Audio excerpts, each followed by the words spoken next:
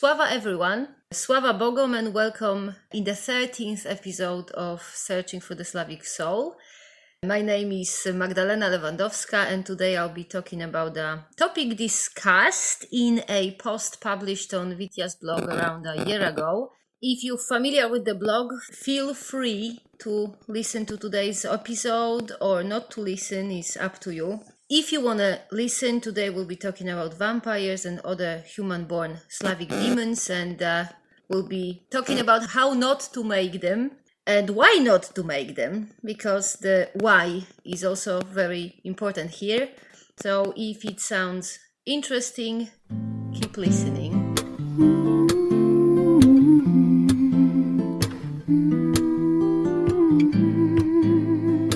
So, vampires. Demons, let's go. The reason why we are discussing vampires and human-born demons is pretty much the same as always. As always, in Witia project, we are trying to dissect the Judeo-Christian from the pagan in the Slavic tradition, particularly in the areas such as morality, ethics, way of life, way of believing, performing rituals, and looking at the world in general.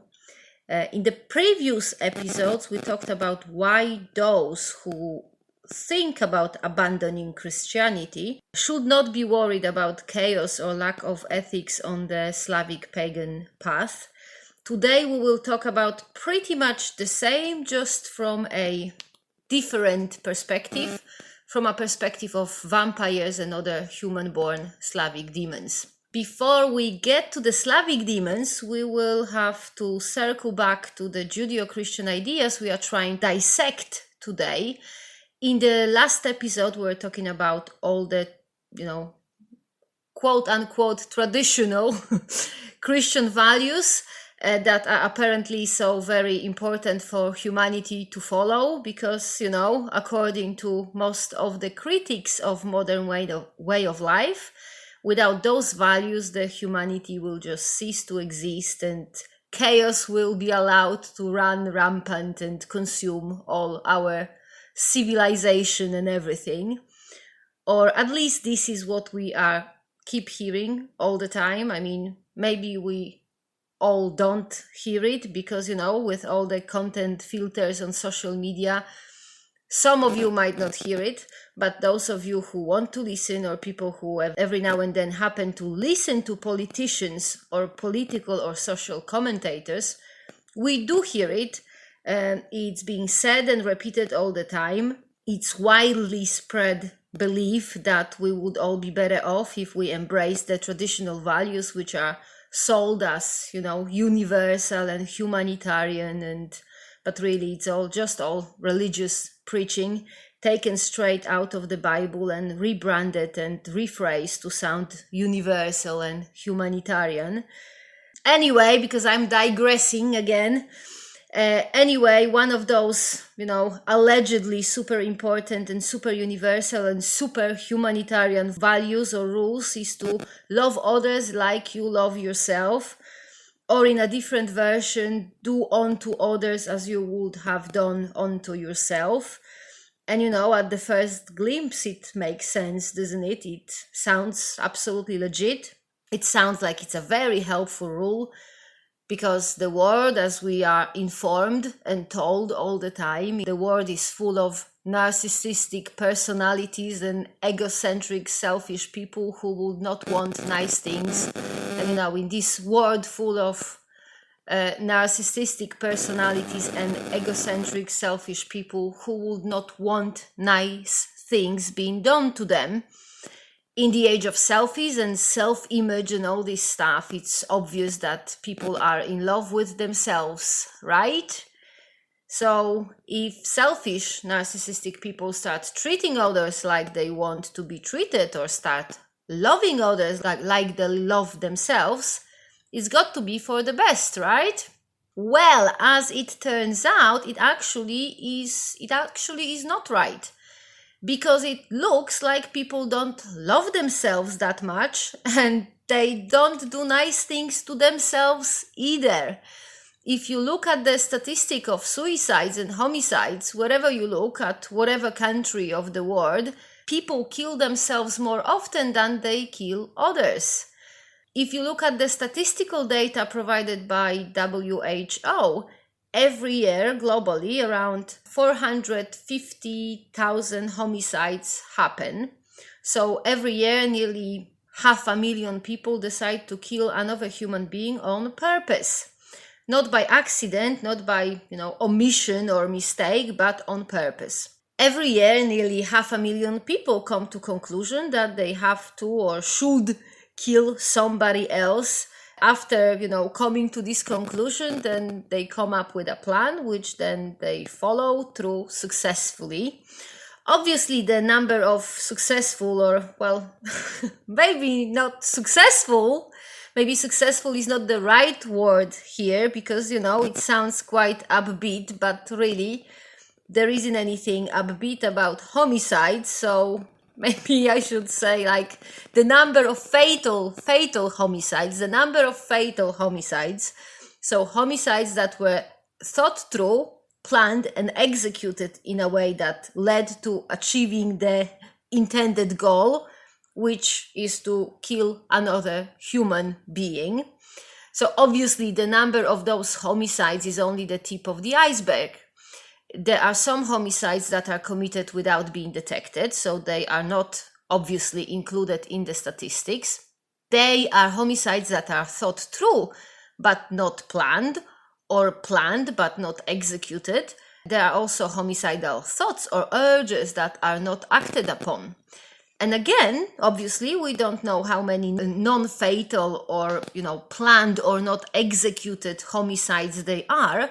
All we know that every year there are 450,000 homicides committed. So that means that every year at least 450,000 people hate other people so much that they actually kill them. If you look at the other end of the spectrum, if you look at the suicides, which obviously are the opposite of homicides, there is actually much more of them. According to WHO, every year 800,000 people kill themselves. So every year over 750,000 people decides that they hate themselves so much that they just have no choice but to kill themselves. And that's not all, because it is estimated that for every successful suicide attempt, there are around 20, quote unquote, unsuccessful, so non-fatal suicide attempts. Obviously, some of the non-fatal suicide attempts are undertaken by the same people who did not commit suicide in the first attempt. But as it turns out, statistically, it isn't that common to have more than one suicide attempt. So, if the first suicide attempt is non-fatal, most people, 70% in fact, will not try to kill themselves again. So, if for each suicide there is 20 attempts of suicide, and if many or even most suicide attempts are not done by the same people, there are like several millions of people who hate themselves so much that they actually trying to kill themselves. And that is also only the tip of the iceberg, because people who hate themselves don't only commit suicides. A suicide is like the ultimate act of self-hate, but there are also other ways in which people express self-hate. Some people don't commit suicides, like, in one go or in one act of killing themselves, but they kill themselves, so to speak, in stages. So not in one go, like it happens in a suicide attempt, but slowly, one drink or one dose of a drug at a time.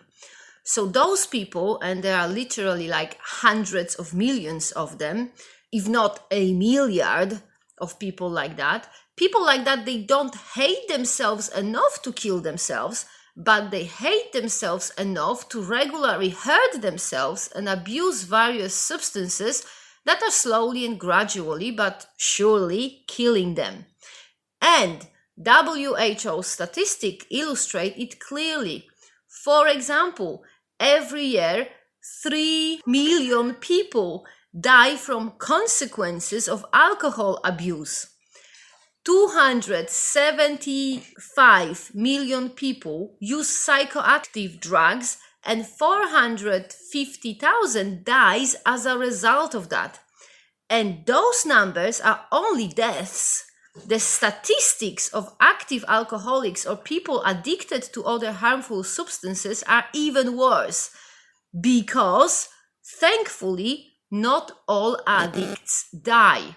Some of them get better, but still there is a lot of people who want to kill or seriously hurt themselves, much more than there are people who want to kill or hurt others. So we really should be grateful that people don't follow the Christian ideas of loving others like you love yourself. Because if all the suicidal people and all the people poisoning themselves with alcohol or drugs, if those people suddenly started to, love others as much as they love themselves, there would have been a lot more homicides, at least twice as much as there is at present.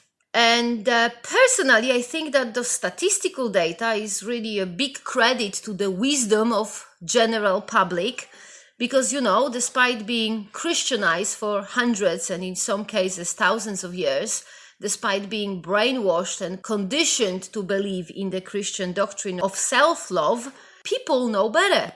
Despite being told to, love or rather hate others as much as they do themselves, they resist. They keep this toxic love to themselves.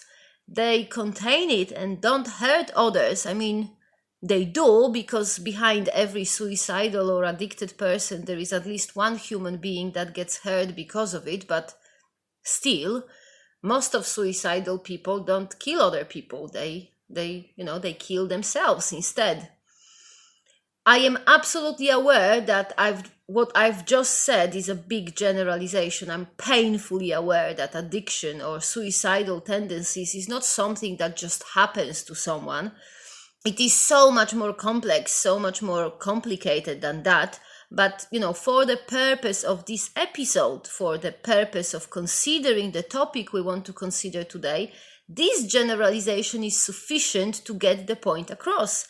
And the point is that people, humans, hurt and kill themselves so much more often than they hurt or kill other humans, that it is not, let me repeat, it is not a good or helpful advice to follow the Christian trend of loving others like we love ourselves. And it seems that pre-Christian Slavs or our ancestors, they knew that. There is not a single piece of Slavic tradition, mythology, rituals, or culture in general that would suggest that pre-Christian Slavs advocated or applied any love others like you love yourself rule, or treat others like you want to be treated rule. Our ancestors were smarter than that, and what it seems they advocated is treating others in a way that will not result in you getting hurt. And this rule, this way of thinking, is most visible in the Slavic lore on vampires and other human-born demons, which is exactly the reason why we are talking about vampires today. It took me a while, but I finally got there to the explanation and the reason for the topic of today's episode. We kind of, about demons and, human-born demons. We did talk a little bit about it in the episode 11 of Searching for the Slavic Soul. So you can kind of scroll down and listen to that. But in the episode 11, we mostly talked about the organic, not human-born Slavic demons. And the human-born, the demons, the vampire-type demons, we only mentioned there.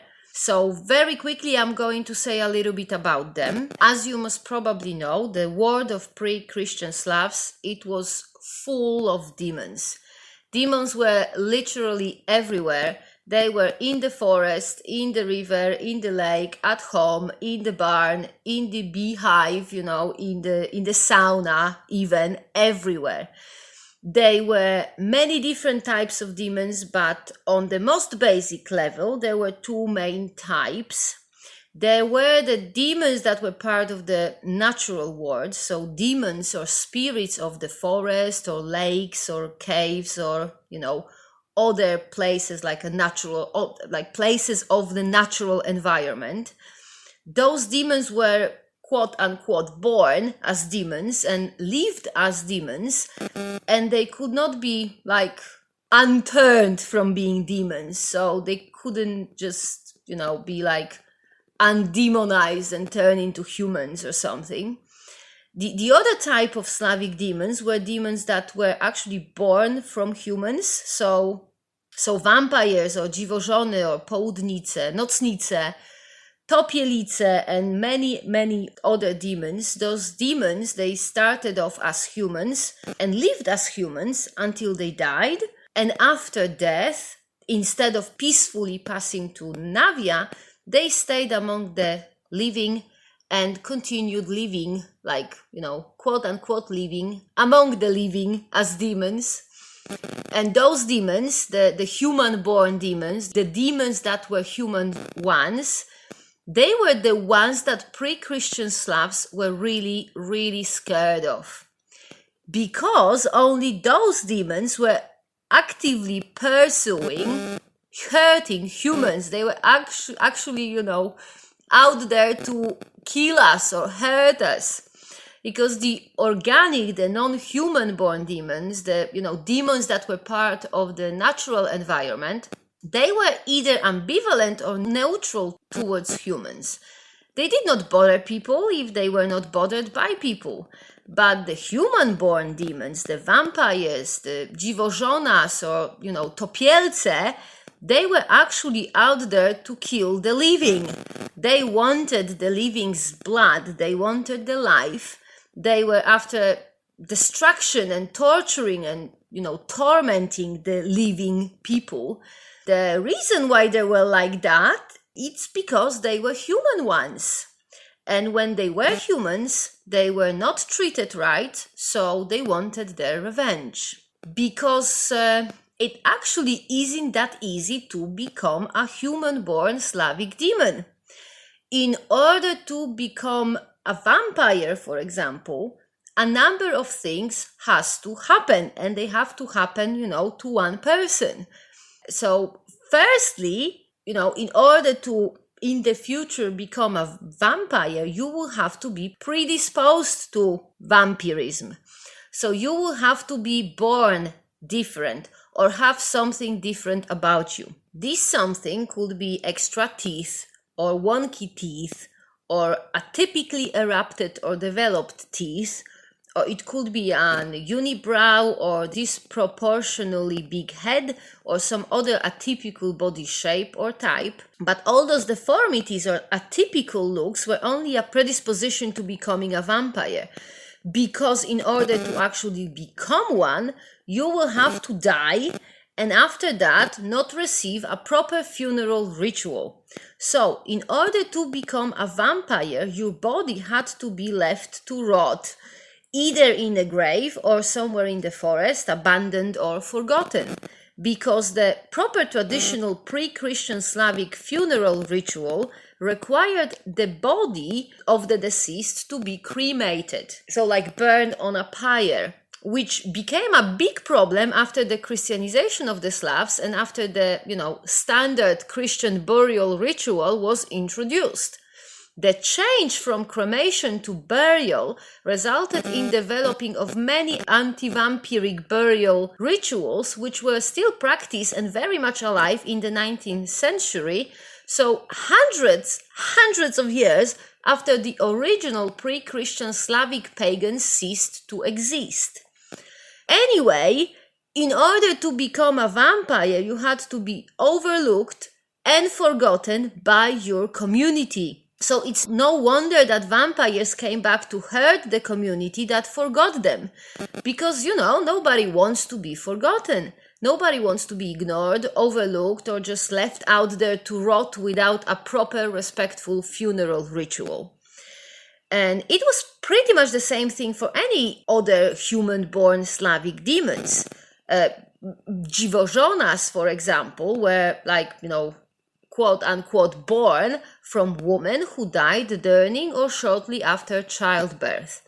Południce, so another, Slavic demon, they were born from young women who died just before, during, or shortly after their wedding. Or rather, they were not born, they could be born if the bodies of those dead women were not treated properly and respectfully, if their souls were not sent to Navia in a proper funeral ritual. And it wasn't any sort of secret lore. The demonology was a common knowledge among pre-Christian Slavs. It must have, because if it wasn't widely known and understood, none of this knowledge would have survived to this day. So every single pre-Christian early medieval Slav knew how to recognize a potential future vampire. Everyone knew what could happen to a woman in childbirth if her body, didn't receive a proper funeral. So really, if the community, if they neglected to take care of the bodies of the people who were in the risks group of becoming a demon, the society, the community could only blame themselves for allowing the demon to be born. So basically what I am saying here is that our ancestors, the pre-Christian early medieval Slavs, were no dummies. They knew and they understood human nature. They understood the power of anger, fury, wrath, the need for revenge. They knew it and they were afraid of it. They were aware how evil or how demonic a human being can be, and to protect themselves and the future generations, because obviously once a demon is born, it does not die. It keeps existing and tormenting the living until it gets taken care of, so until the body receives a proper funeral.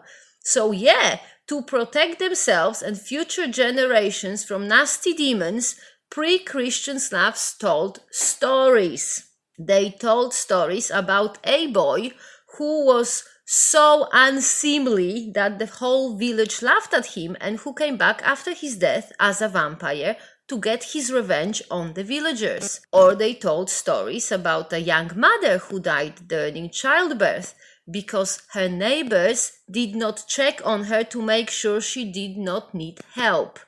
In those stories told by our ancestors, this very young mother came back from her death, and as a dziwożona, she stole all the infants and left her changelings in the infants' place. And those stories, they became what we now know as Slavic demonology. We read it, we watch movies about it, but really most of us miss the point of knowing them. Because those stories, the demonology of our ancestors, carries a very, very important lesson. The lesson is, don't hurt others because others can hurt you back. Don't inflict injustice upon people because the power of their anger and the need of revenge doesn't know the limits of time and death. Care about your neighbors. Don't abandon them in need and don't forget about them. Don't allow homicides or suicides, and if you cannot stop them, at least do everything in your power to respect the dead and show them the way, show their spirits way to Navia. And regardless of how people look, regardless of whether they have a unibrow or, the teeth are crooked, regardless of whether they are a mother or a deeply unhappy future suicide victim, treat all those people in a way that gives them no reason to come back from the death as a vampire or other demon.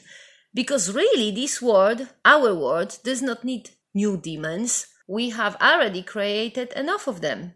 But, remember, under no circumstances you should love others like you love yourself, because statistical data shows that if you do that, you are likely to hurt people more, or at least as much as they are already hurting themselves.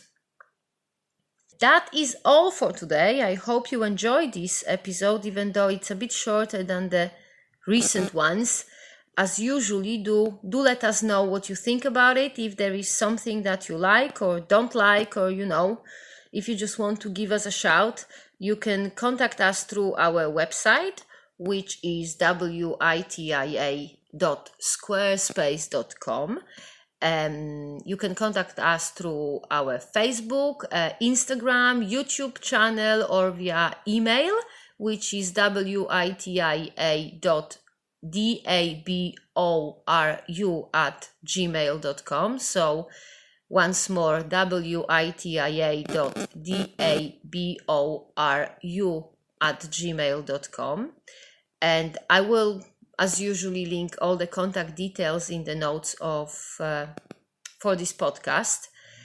Another thing I will link up in the notes for today's podcast is a link, an invitation to Radegast Discord server. The reason why I will link this up is because this Discord server is actually a really nice space. It's completely free of nazism, xenophobia, and on top of it is full of practicing Rodnovers who are knowledgeable, and they will answer any questions you might have. They also, pretty much all of them, speak English. You will also find there plenty of resources in English. I think some other languages as well, but mostly in English. So yeah, do check it out. Also, what I keep forgetting to mention since since the very first episode of Searching for the Slavic Soul, and we are now on the episode number 13, but hey ho, never mind. Well, anyway, what I keep forgetting to mention is that you can listen to Searching for the Slavic Soul on pretty much every podcast platform. So on Apple Podcast and Google Podcast and on Spotify, and podcasts on Amazon Music and on Stitcher, pretty much every podcast platform you can think of. So yeah, now I said it. I was told I'm supposed to say it in every episode, but I keep forgetting. So I do my best to mention it like, every 30th episode or something like that.